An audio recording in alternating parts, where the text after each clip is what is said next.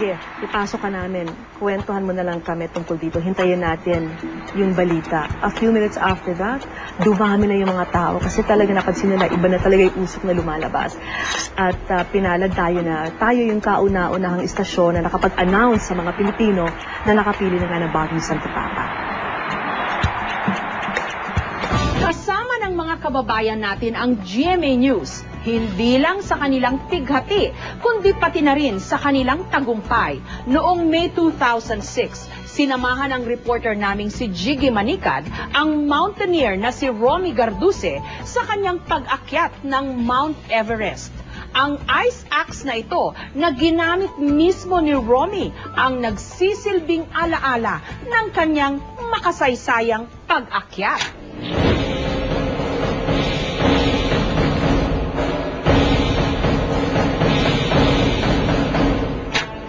Konti na lang po. Mararating na namin yung base camp. Pinagkaloob ng dakilang lumikha. Maabot namin. Base camp, Mount Everest. Matinding lamig at manipis na hangin ang tiniis ng aming crew mula sa base camp. Maihatid lamang ang balita sa pag-akyat ni Romy sa tuktok ng Mount Everest. Yung 16 na katao yung namatay dito. May mga nahulog, may mga nadulas, may mga namagana lang yung brain, namatay dun sa taas. So, ito yung pinakadelikado na expedition sa history ng Mount Everest expeditions. Sa tulong ng makabagong kagamitan, live na nasubaybayan ng mga manunood ang tagumpay na nakamit ng Pilipinas. Romy, base camp.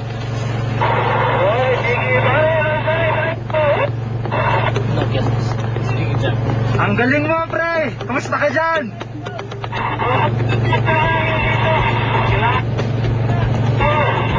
Tripling tagumpay nga natamo nito ang ating bansa ngayon dahil sa pagkakakyat ni Romy Garduce sa tuktok ng Mount Everest. Bandang alas 11:20 kanina ng umaga, nakuha ni Romy Garduce ang titulo na makakyat sa tuktok mismo ng Mount Everest. Took months, many months of preparation, technical preparations, diba? Pag-acquire ng mga gamit na kailangan.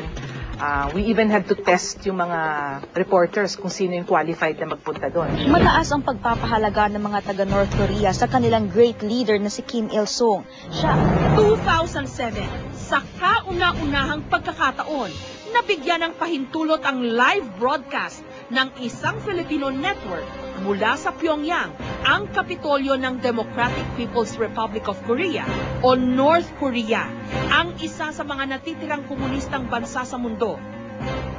Nakuha na namin ang unang pakikipagpulong ng Foreign Affairs Minister na si Pak Wee-chun sa mga banyagang opisyal. Para lang malaman nyo kung gaano pa karami ang nagpupumilit na pumasok dyan. Itong buong kalyeng ito. Kasama rin ang GMA News sa makasaysayang araw na ito para sa Estados Unidos at sa buong mundo. Ang araw ng panunumpa sa katungkulan ng kauna-unahang African-American President ng Amerika na si Barack Obama. I'll execute faithfully the office of President of the United States. President of the United States faithfully.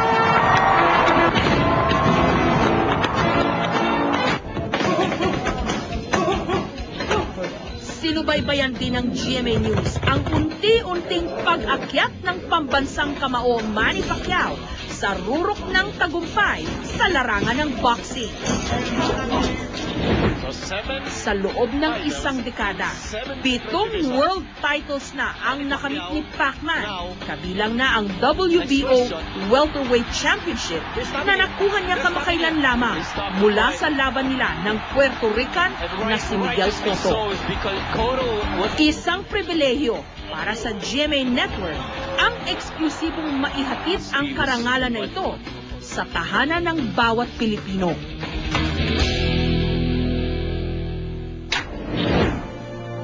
Nasuklian naman ng mga pagkilala ang aming mga pagsisikap.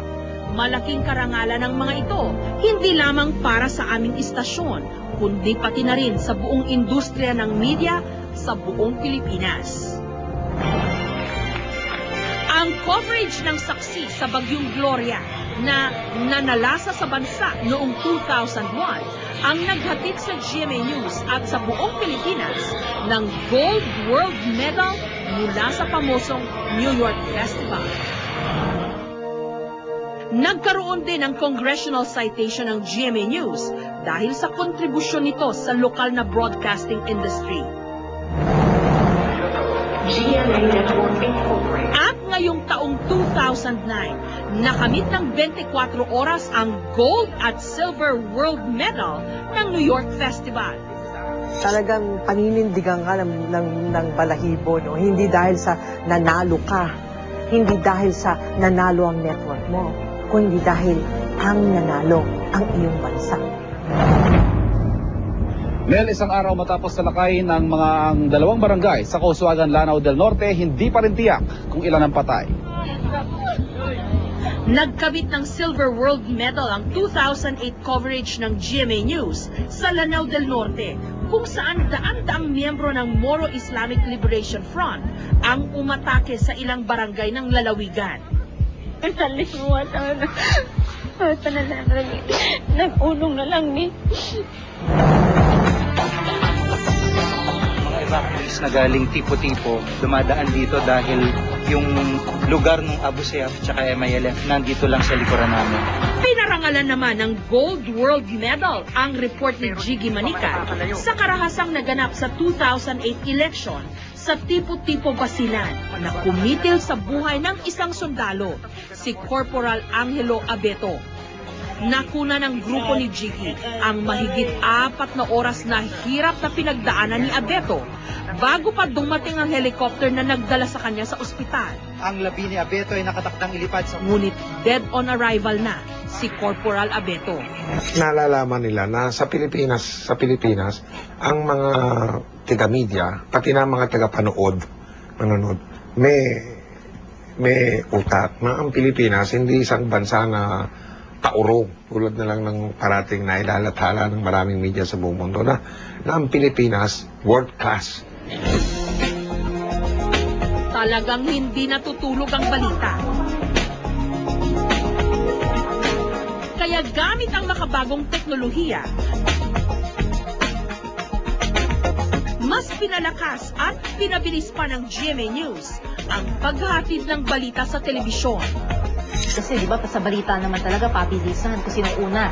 At saka minsan yung balitang, yung impormasyon kailangan agad malaman ng tao dahil in some instances buhay ang nakataya dito.